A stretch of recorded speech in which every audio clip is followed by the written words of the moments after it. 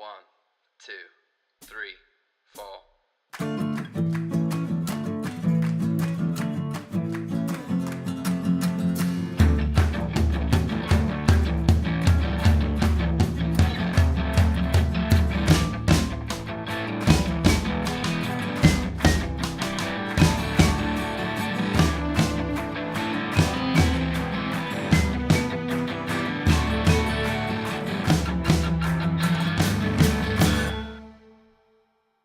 How's it going, everybody? Welcome back to Trial by Error Variety Show. This is Kyle Allen with $50 Dynasty and Brothers of the Serpent podcast. But enough about me. Prepare yourself for a fantastic interview with Colin Desha of Low Hum from Los Angeles, California. And without further ado, enjoy the show!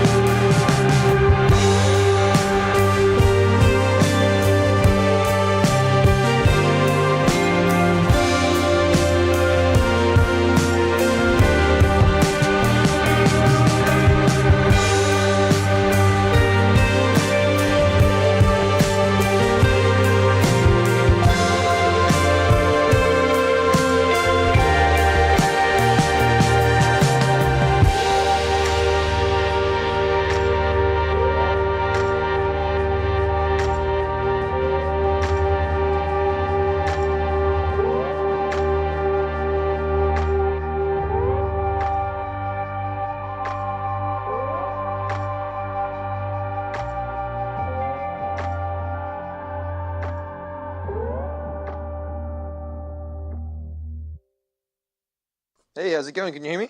Yeah, How you doing? I'm doing good, man. How are you? I'm doing pretty good.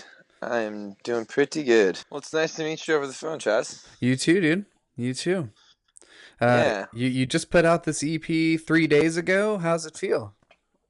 It's feeling really good, man. I've been like humbled by the response and the positive response that I've gotten, and it's been kind of nice to let it get out in the world. It's something that you always work on over some time, and then you have to prep the release of it all. So it's nice that it's actually out there in the world, which feels good. I bet. Yeah, it's a beautiful Yeah. little presentation. And the work's so it's so well produced and well thought out, in my opinion. Thank you. So yeah, I'm I think glad that it's out here for sure. yeah, it's nice that that's out there finally. It was a good process for myself, and yeah, I really appreciate the kind words. It feels good to have it out there. How was the process in making it? I know it's only 6 songs, but it's actually it feels very lengthy. It feels very like you took your time as far as making the songs. And you kind of took your time playing the songs. Would I be Yeah, right in assuming that? yeah, for the most part, the process of this project was it was kind of something that was happening organically over a couple of years. I think I was playing in a handful of other projects, sort of being second to or third to sort of the driver's seat of the creative process. Um, this was kind of something that I was sort of feeling like I was ready to try to take this leap of kind of diving into like the fear of sometimes making music and jumping in there and just kind of doing everything and being kind of being okay with sort of letting go of all these expectations. And so I started off with kind of releasing a couple of songs and kind of just playing with how I was going to sort of be like a songwriter, but yet give it the right and give it the sort of um, extra attention that I wanted to do it. I didn't want it to be a band, but I wanted it to feel like a band at times, and I wanted to play it live like a band, but kind of keep the creative process really streamlined. And so I sort of just delve in and started writing some songs, and then I got a small little distribution sort of singles deal with like a local Los Angeles label called Hit City. This really cool group of guys just kind of believed in a couple tracks, and that sort of allowed me to be like, okay, I'm gonna sort of rebrand this thing again and kind of continue to keep pushing the boundaries. So we put out Strange Love and Sunburns. I think that was in 2016. And then I pretty much had most of this music all written, more or less, in 2017. But I kind of wanted to really take the production to another level, and started to play some shows while simultaneously kind of putting together who was going to play in the band. And then at the same time, I was also kind of pushing the production skills and trying to maybe bring in a person here and there to help get the sound that I was looking for, or at least the sound that I envisioned. And yeah, it kind of blossomed into what it is now, and I'm feeling really good about it. It was a really meticulous process, but in the most kind of enjoyable way. I kind of just went all in with my own creative ability, which sometimes, if I'm sure you speak to a lot of musicians with bands and whatnot, it's kind of the scariest part to sort of just jump in there and be like, here's my music and here's me and here's what I think and here's my what I think about at night, and here's what I want to do. And so that process kind of was really what this EP shows, is like, okay, let's let it out of the bag and kind of be judged and allow people to hear it and make their own decisions. And so it's feeling really good, and I'm really excited about it. And now the live show, I spent like the last year kind of working out how it was going to be played live and whatnot. And so now it's kind of coming into fruition, which is feeling really good. So more or less that's kind of the last like year or so. I'd probably say that the EP itself embodies like years of of me being you know, kind of I'm from Hawaii originally, and I moved to California about 10 or 15 years ago, and sort of I think a lot of that stuff is really what shows in this EP, and just kind of my process of building that up. So, you know, more or less that's kind of where the EP kind of landed for me. Yeah, did the label help you piece together your band, or was that kind of on you? It was all me. Yeah, Okay. they kind yeah. I pretty much played everything on the record for the most part. I have a handful of friends that are very talented dudes that I kind of always, you know, would show them the music and just be like, "Hey man, like, what do you guys think about this?" And then the EP itself, I had met a kid named Jules de Gasperis, and he's a really awesome French kid that came out here a few years ago. And he was working on another member of the live band that has their own musical piece coming out, and we were kind of in the studio, and we just ended up like really hitting it off. And so when I showed him some of the low hum stuff, he was really excited about it. And so we took like all of these kind of sampled drums. I was really into sampling old soulful sounding drums and sort of writing around this kind of rich, you know, groovy backbeat, and then adding all these fun musical elements of things that I like. And he was really kind of inspired by that. And so he played the drum parts on the recording, but then he's also an awesome mixing engineer. So once I brought to the table sort of like, here's the music, here's kind of the, you know, the X, Y, and Z of what we're going to do. He sort of helped me transform the drum sounds and then helped me mix the whole piece. We mixed the EP at his studio. So that was kind of how it was. And then the members in the band, well, Jules, was the drummer, is now playing in the live shows as well.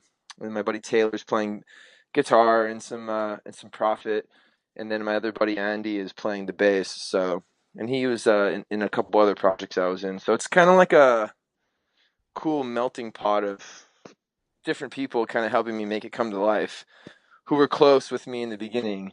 So they kind of knew already what I was trying to do. So it kind of made the live show come together, which was really fun. Yeah, and being a multi instrumentalist, if one of those guys needs to step back for a little bit and go on with life, you sort of can step in. That's also very very awesome to be able to do that. Uh, Yeah, and I've what's kind.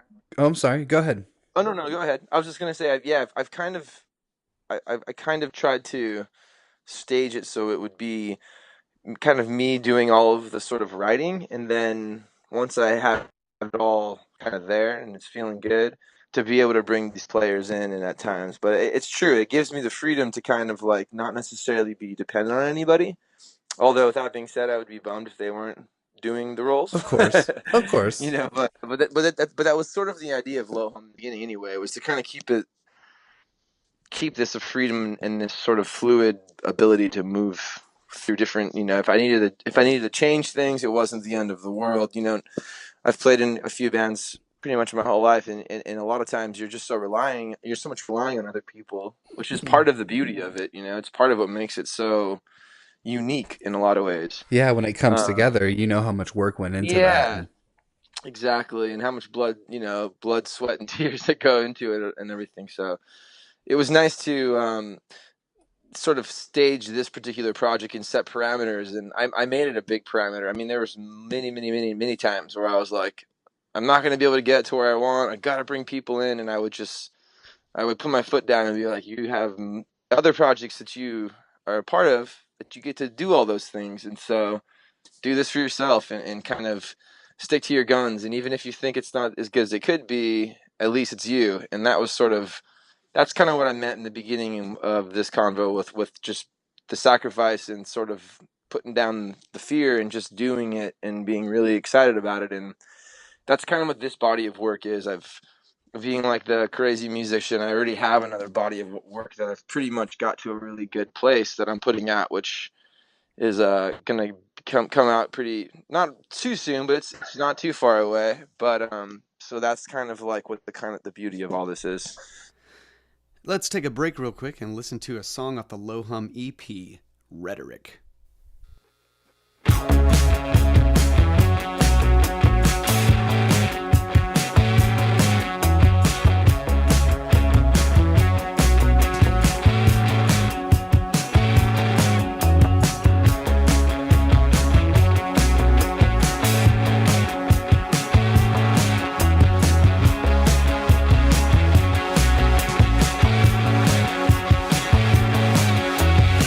I fade out of focus, don't start this again. That ugly repetition that you just love to get caught in. Wasted words that melt my face, man, I got to blur it all out. 'Cause it brings me down, down, down, down. Don't drown me.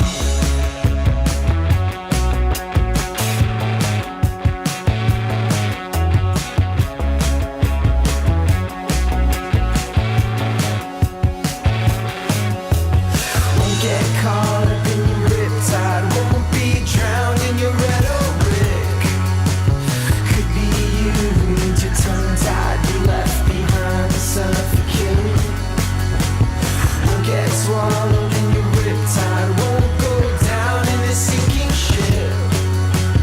Who's gonna be there? Who's gonna be there when you drown in your rhetoric? Your cold, cruel confessions make all the mistakes. And I can't help to think that you just love to let it out. Weightless words that waste my days, man, you got to cut this all out. 'Cause it brings you down, down, down, down. And don't drown me, won't get caught up in your riptide, won't be drowned in your rhetoric. Could be you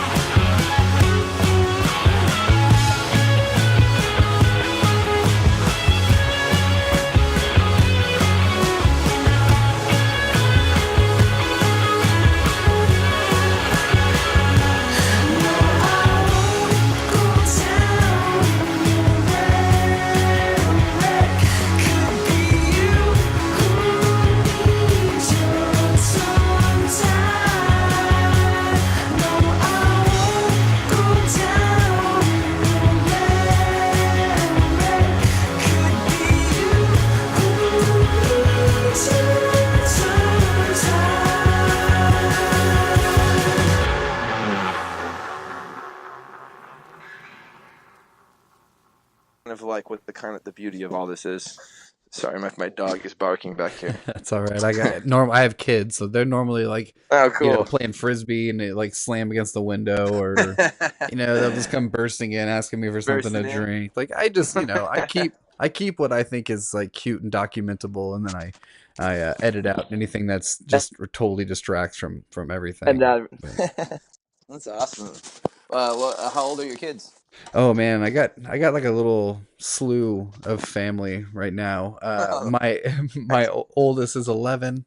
I have a 9-year-old daughter, another 7-year-old son, a 3-year-old daughter, and I just had we have a 2-month-old daughter with Wow. my new partner. Yeah, so I was married for 9 years and then ended up in a relationship with my soulmate, and she doesn't have kids, and we're kind of getting to that point where it's time's running out, you Yep. know. I know that. Yep. And I'm a family dad. I mean, I love being here.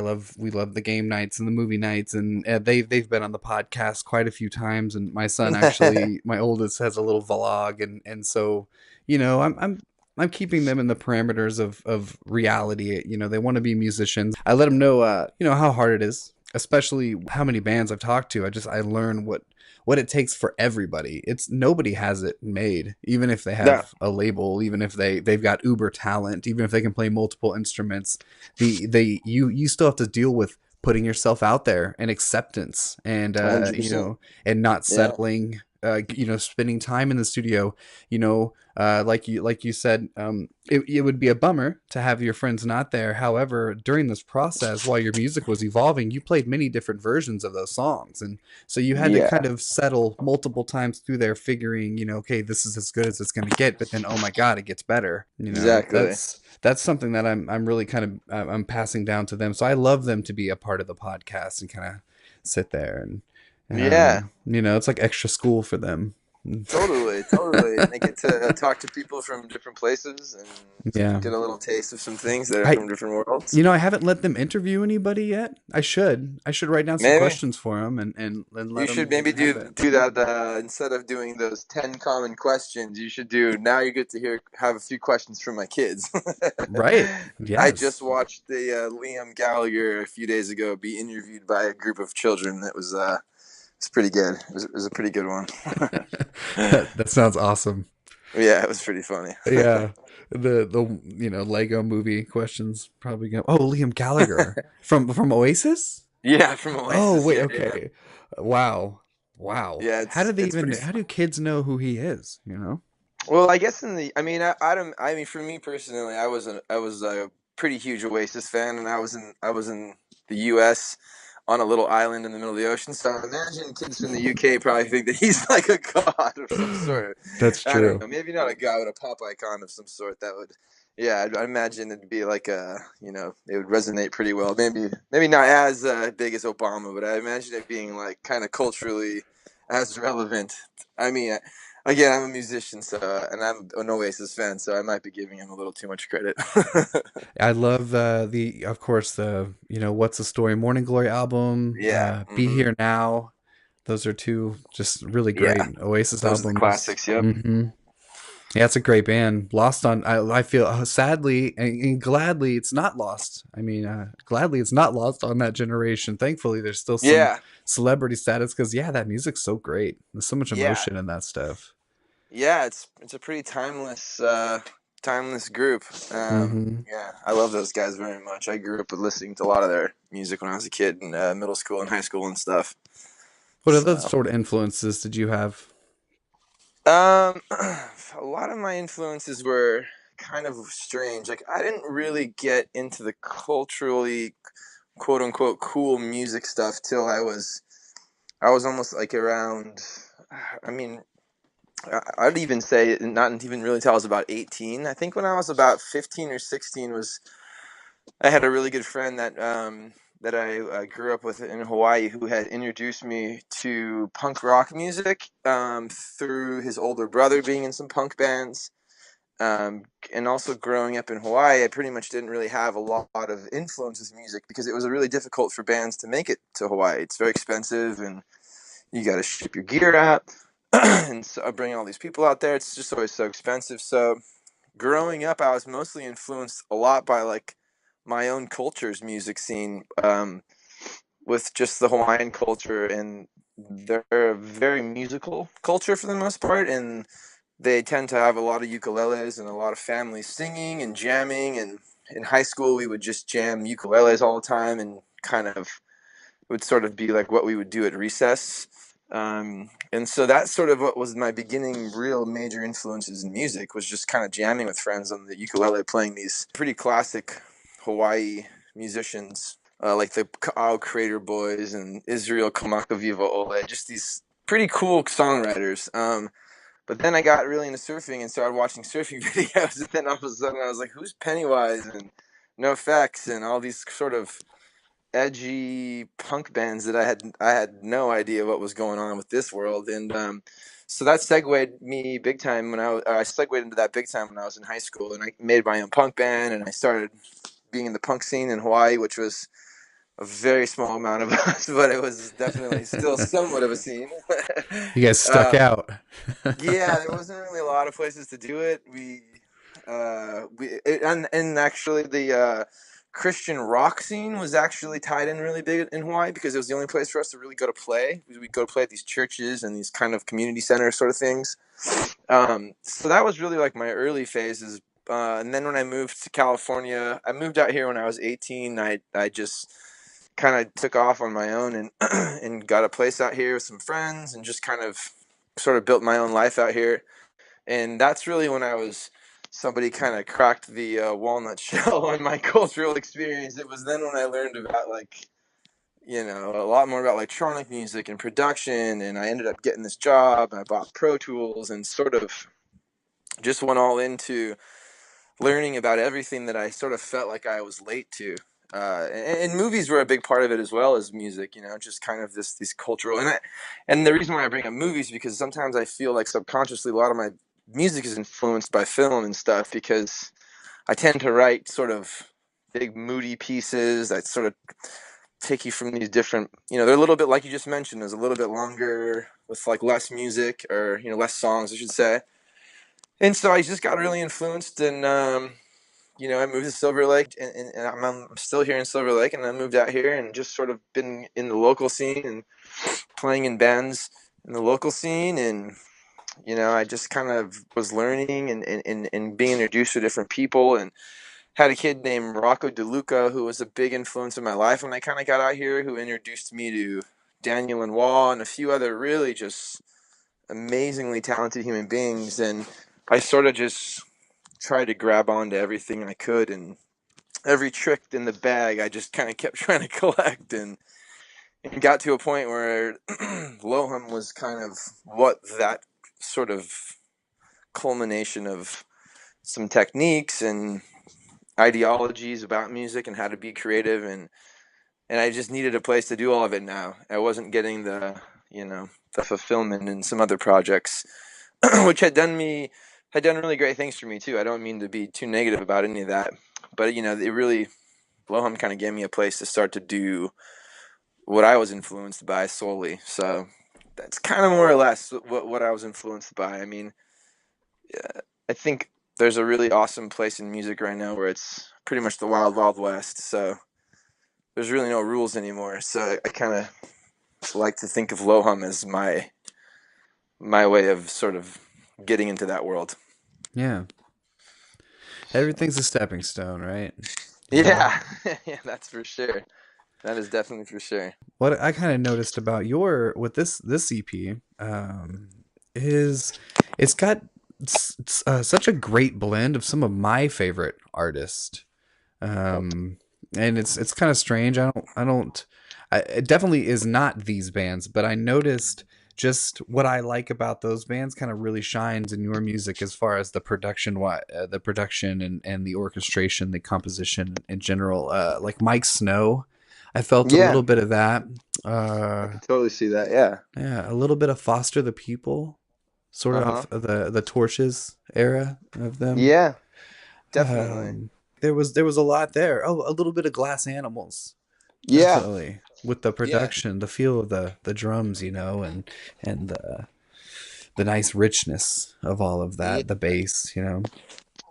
yeah, I definitely really took some time a couple years ago to really start getting into my own production and what that was supposed to be. And um, I think it could probably go without being said that the Currents record by Tame Impala was just a pretty remarkable sounding record. Hmm. And I definitely kind of envisioned some of the tonality of that record in my own EP. And yeah, that's really cool. Those are great artists. I'm humbled by those comparisons. They're really cool. I could definitely feel the Tame Impala too. It's a lot of that energy. Yeah. Yeah, it's I Um, like I said, I felt like you just took your time with them. There wasn't any sense of, you know, it didn't feel like you were just wrapping it up, and it didn't feel like you were just drawing it out either. I felt like it was kind of right where it needed to be. It had just such a great little feel. I wished it was longer. In honesty, I wish it was longer. which is, and that's kind of, I think, right now with my whole goal was with putting a lot of this music out was just to give people enough to get where this is, what this is, and the place where you can go to get this, and and I can continue to kind of keep building on the momentum of that. So that's good. That's nice to hear. That's really good to hear. Yeah, yet another stepping stone. Just one after the Yeah, next, man. exactly. Yeah, that's the thing about music I find so funny is I put all this effort into working so hard and building something, and then I put it out, and 5 months later, the first thing I'm thinking about is the next thing. Hmm. There's always But something new churning, you know, that's but the it's so yeah, great because music is timeless, you know, especially if it's good music, it's gonna stick around. It's gonna stay in people's collections and people's playlists. It's gonna end up on Pandora, and you know, new people are gonna get introduced to it, listen to totally different bands just because you know you did the right tag or whatever. You know, yeah, it's there's just so much totally. possibility for your sound and for any band really that takes the time to really produce it well and make sure everything is right where it needs to be and they're happy with it. That's the main thing, and that's what I get from you is you're happy with the end result, and with that sort of attitude, I feel like that's where you kind of know you're headed in the right place when you're actually happy with what comes out and you're putting it out there. If it's 6 songs or 12 songs, you know you're in the right direction. Yeah, 100%. As an artist, I have always and I'm sure a lot of artists that might be hearing this podcast will probably say the same thing. It's a really funny process being a musician. I mean, ultimately, in my mind, all I'm trying to do is communicate what I hear in my head in front of people. I make it come out of the speakers, and that process has taken me 15 years to even. I just feel like I'm cracking the surface now, finally, and it's such a simple task when you say that out loud, but when you actually try to build on something like that, it takes time. But Lohum was the moment for me personally as an artist and as somebody who was just trying to explore their artistic ability, where I stopped caring if people liked it anymore. And that was when I really knew, okay, I'm ready to put this EP out now, because that was the moment where I didn't necessarily feel that way about a lot of music in my life that I've made. And I've made countless records with other projects and side projects and producing other people's and mixing other people's stuff, but for some reason, when I hit these group of songs, it was nice to feel the sort of, yep, that's what I wanted it to sound like, and that's what I wanted to say, and now I feel free. I'm like, great. Now I don't care if anybody likes it or doesn't like it, and that as an artist, that is undoubtedly one of the most freeing places to be as an artist. So I'm happy you could sense that, because that is what low hum is. I mean, it's that simple for me. It's that ability to be free and do it, and be okay with failure and being okay with whatever happens. And that sort of freedom was took some time to get there, but that's essentially why this EP is just kind of a self-titled EP, because it wasn't really like a concept album or anything. It was just a bunch of work that I've been working on, and it got to a place where I was like, okay, it's ready. It's ready to get out. All right, everybody, get ready to pass out for a long time with Comatose.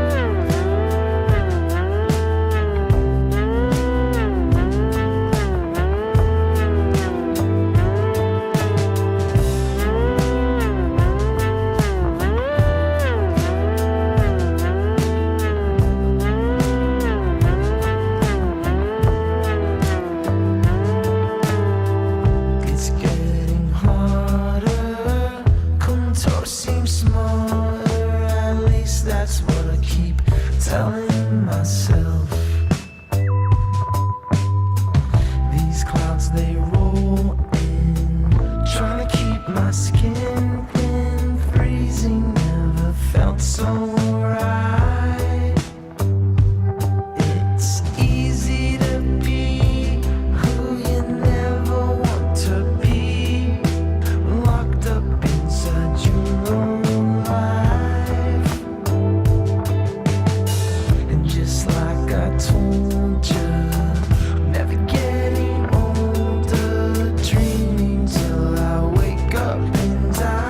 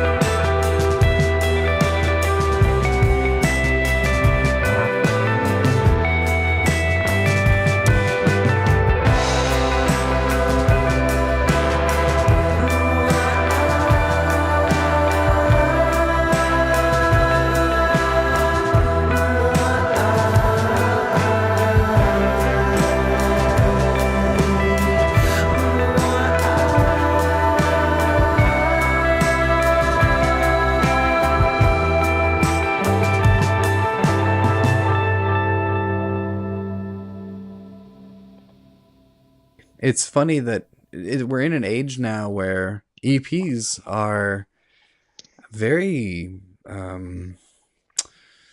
what I don't know. It's not a trend. I don't want to say that, but it is just sort of it's not that it has to be rushed. It's just that there's no need for a full album anymore the way music is digital and the way people build Yeah, playlists, you know? yeah.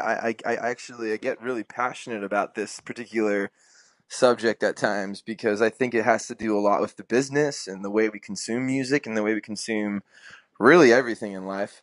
But I don't want to say there's any less value in music from the people, but in a lot of ways, it's just the attention span for things has changed, and it is kind of sad. I couldn't go through a handful of artists that I know that made incredible records, but due to the volume of information at any given time about music that you can stumble upon on the internet, it's so overwhelming that it's kind of it almost pushes people away at times, and so you need to somehow bring them into your world and introduce them to something without sort of like losing what's so special about your art.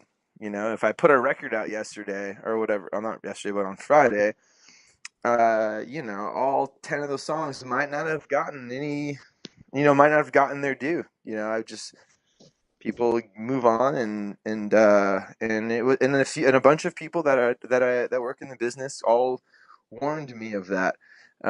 Don't put too much music out too quickly because you really need to sort of build. Um, I mean, I just think that's kind of like what I was referring to, the wild, wild west of music. Not entirely sure if I believe anybody knows how this is working right now, business wise, or just in terms of the consumption. I think nobody knows. I think music works itself now, and and people are following. When Hmm. something happens, they all move there. If boom, they all move there. So, um, The Wild Wild yeah, West. I love that. it's just the wild west of music. I don't really think anybody knows what's happening right now. I was when I first moved to California, I was really passionate about art and music, and I wanted to work in the business of music while simultaneously being a creative in music. And so I got a little crash course. I spent like about 5 or 6 years working at Universal Records. I did some work at some A&R work, and just kind of got into the thick of it. And so many of my artist friends were like, "What are you doing? Like, you're gonna hate music when you're done," and all this kind of stuff. And I just, I wanted to just learn. Nothing Hmm. could really kick me off of the train of being obsessed with music. It's in my DNA. It's in my family's DNA. It's something that's part of my family's culture and so forth. And so, I was a little nervous at first getting in there, but then I just kind of realized that nobody knows what's going on. Nobody, Yeah. even from the top down. I mean, And the more you they know, don't the know. better, you know? Yeah, and that's kind of how, from my perspective, I felt that.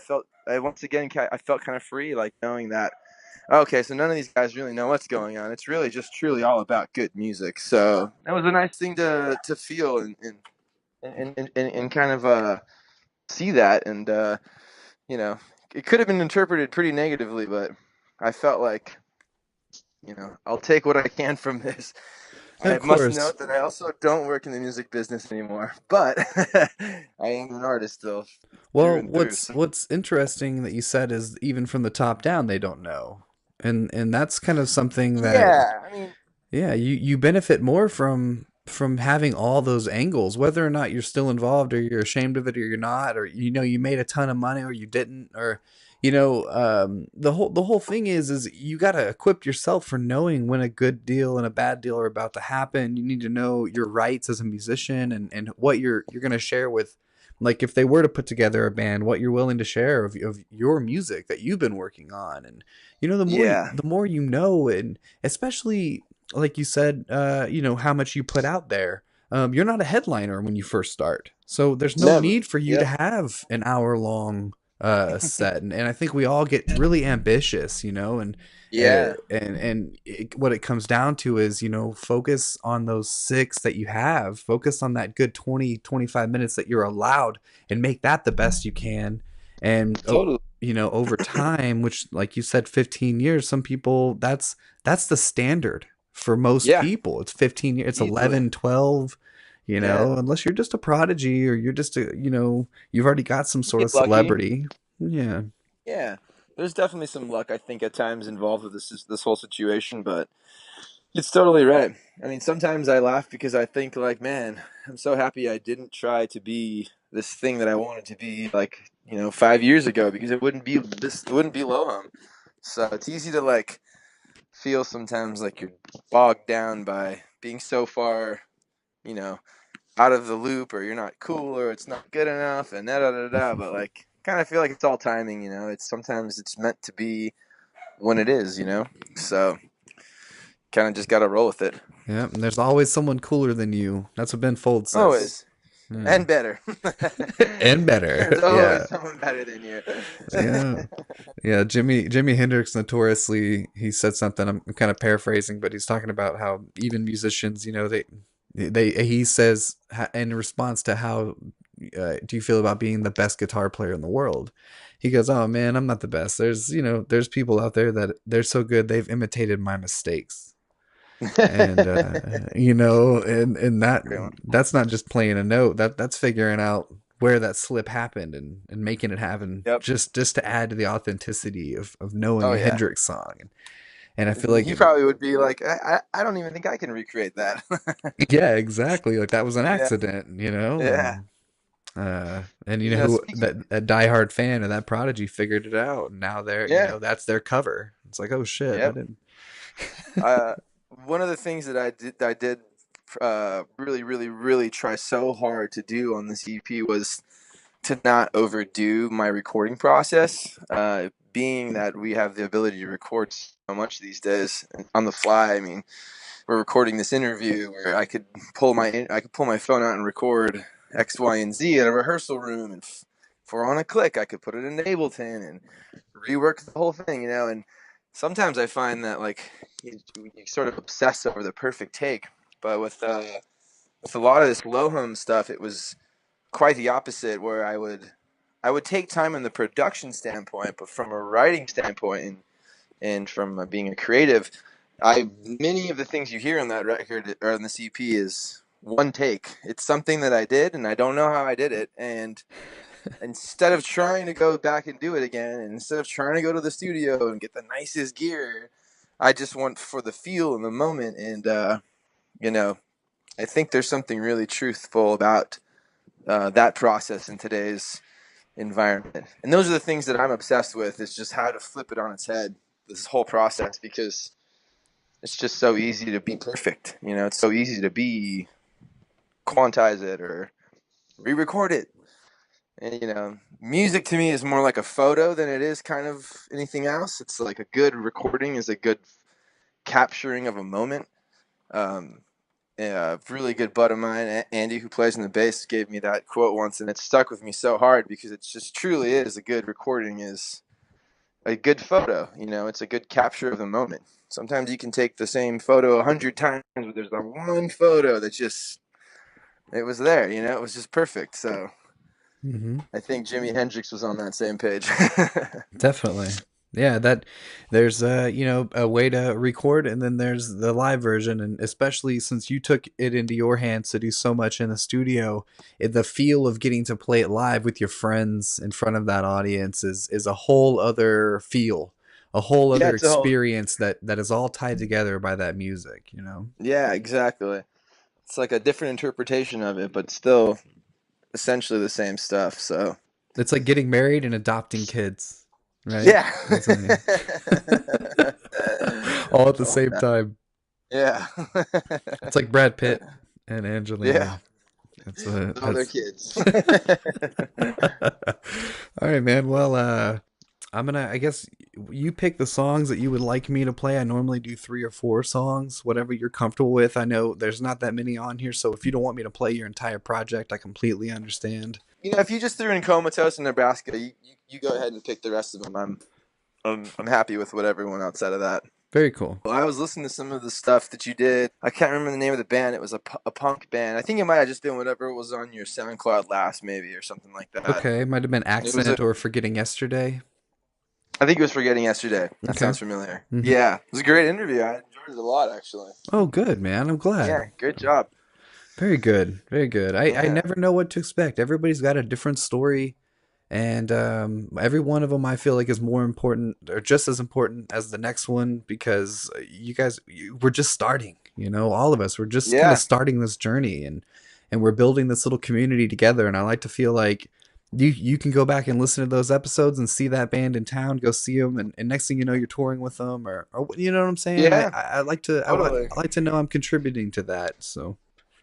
Definitely. Where are you based at these days? In Bandera, Texas. It's just about 35 Nice. miles northwest of San Antonio.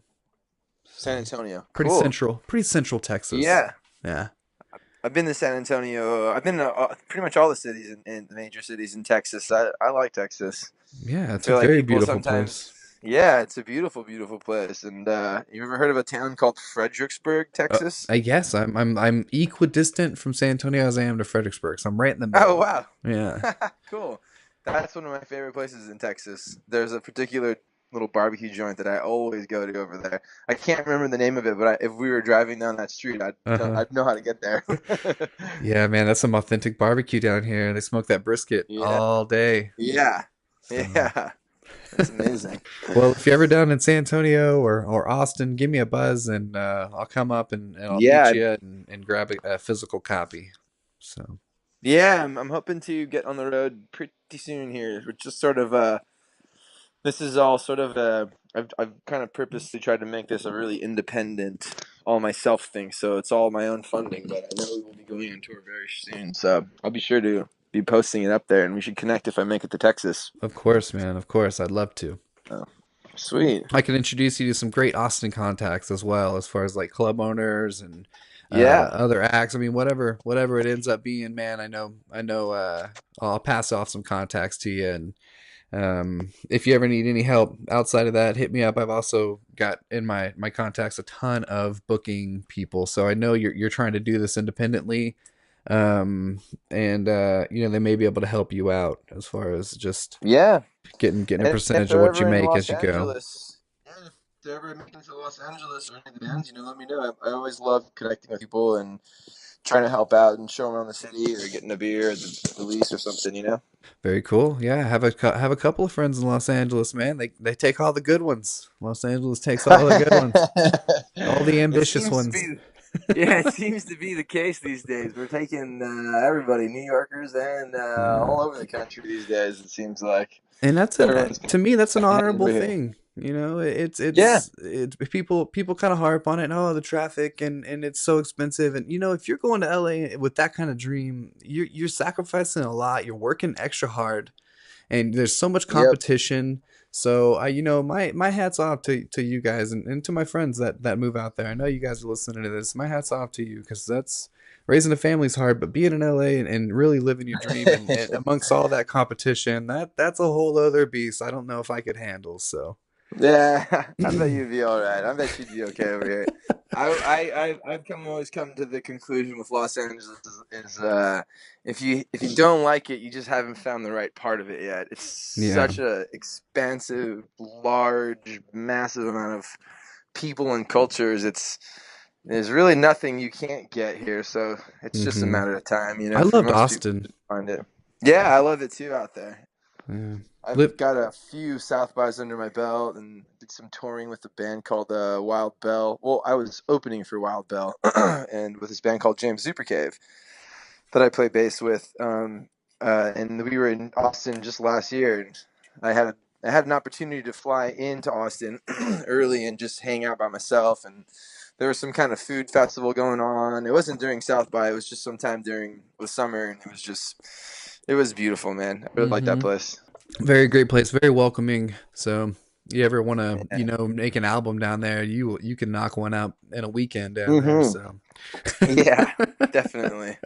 Down by that river. I can't remember what it's called, but I've actually stayed at a couple of really nice places down by the river that runs through Austin. It's gorgeous. Yeah, Lake LBJ, Lady Bird. Yeah, that's cool.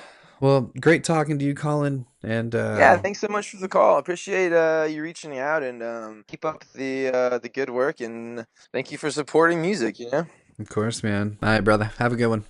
All right, have a great one. Take care. All right, everybody. We hope you enjoyed that interview with Low Hum. You can make sure to check them out at Bandcamp or at lowhum.com. Also, check us out on Stitcher. You can check us out at patreon.com/trialbyerror variety show. Or you can go to our website, which is trialbyerrorvarietyshow.com. Check out the artist page. If you want to be on the show, you can reach out to us, and there's a thing there for band submissions. So you can also follow us on social media of all types. Thank you very much. Thank you, Low Hum, and we hope everyone has a great whatever part of the world you are spinning on right now. Take care of one another, and follow the golden rule.